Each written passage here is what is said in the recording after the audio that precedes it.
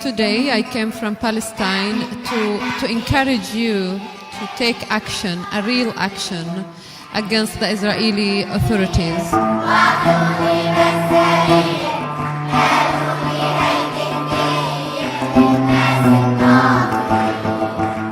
And I can say that it's maybe the only window, except of our own resistance, to support the Palestinian issue.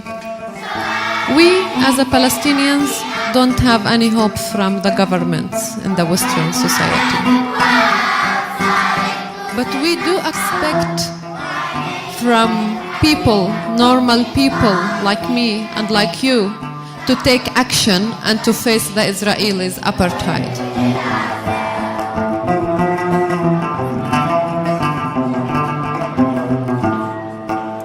I think the political environment in the world today and in the Arab countries is ready to take action against Israel.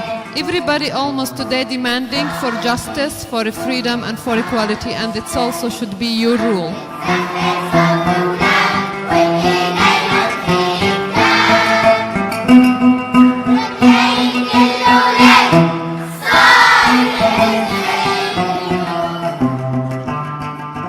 I really want you to understand that Palestine is Gaza, and Palestine is West Bank, and Palestine is Jerusalem, and Palestine is the Palestinians in Israel, and Palestine is the refugees. For me to go to Gaza was to make this link between the Palestinians in Israel and the Palestinians in 48 and Palestinians in Gaza. But if we take what's happening in East Jerusalem, and if we take what's happening in other places in the West Bank and in 48, we find out that Israel, using the same policy they do in Gaza, in Palestine. Let's take, for example, Jerusalem in general, by separating Jerusalem from the West Bank. But also there is a policy of closing all the exits of different villages and keeping one access that controlled by the Israeli army.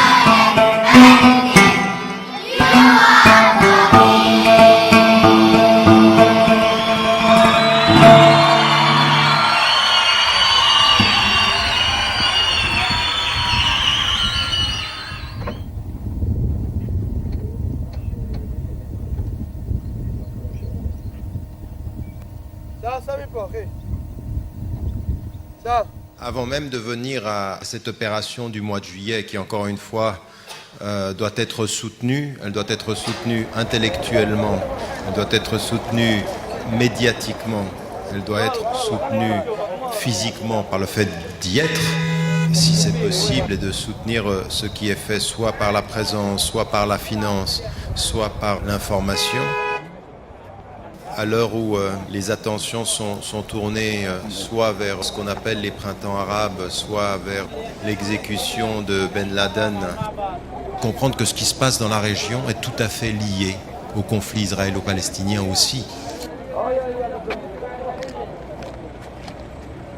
La politique de colonisation continue, la politique du fait accompli continue, la politique du déni de la dignité continue. C'est vraiment une politique de l'indigne, en fait, du traitement indigne des êtres humains. Exactement le contraire de ce que demandent les Tunisiens, les Égyptiens. Ce qu'ils demandent, c'est nous avons une dignité.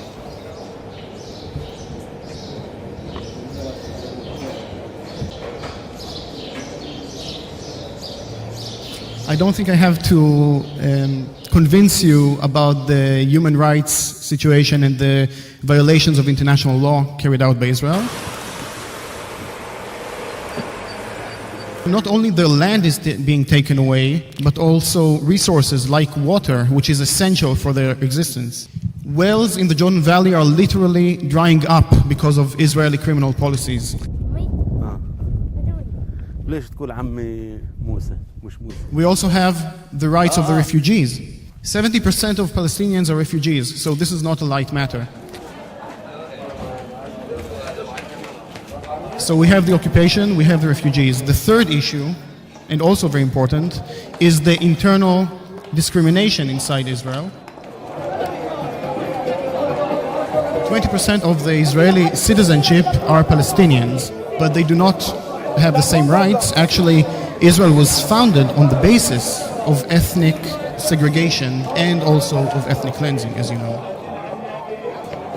Luckily, there is a long tradition of non-violent struggle in Palestine. And just as much as we struggle from inside Israel-Palestine, we should struggle from the outside. We have to remember that justice is clearly on our side. There is no question about it. We are invited to join this non-violent struggle, both internationals and Israelis.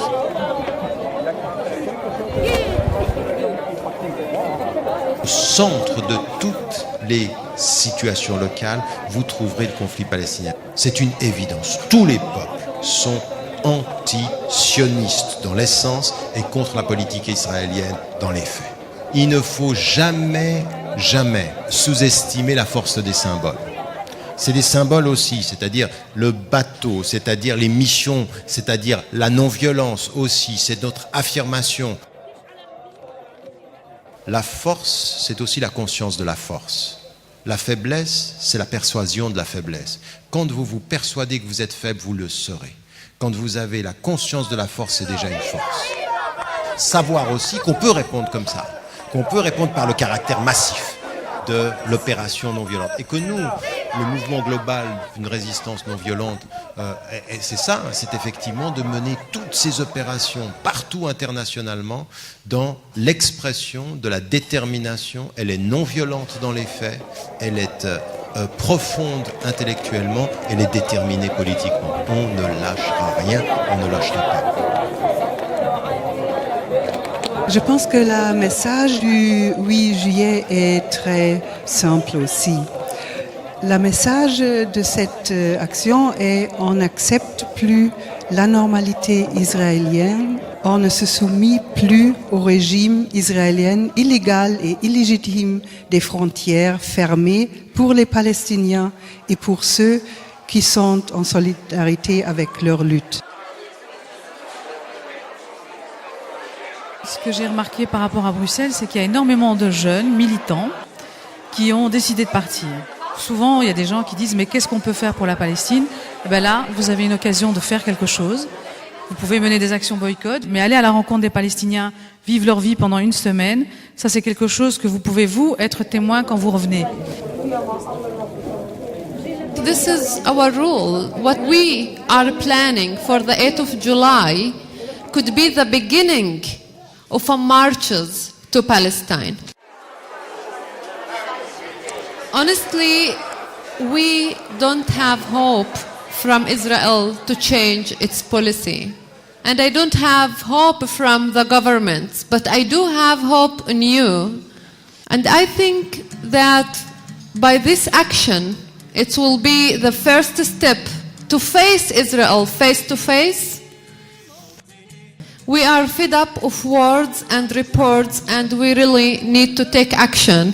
And I think also that it's a big mistake to think that what's happening is Palestine, it's just in Palestine. It's related to every one of us. Issues like justice and freedom and equality, it's a universal right. It's not only about Palestine. الجلال والجمال والسناء والبهاء في رباك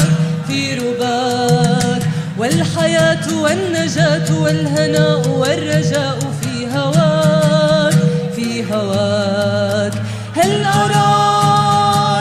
أراك سالما منعما وغانما مكرما سالما منعما وغانما مكرما هل أراك في علاك تبلغ سماك موطني. On dit que le printemps 2011 a été celui des peuples arabes l'été qui s'annonce, sans aucun doute, restera dans l'histoire qui s'écrit comme étant un été palestinien.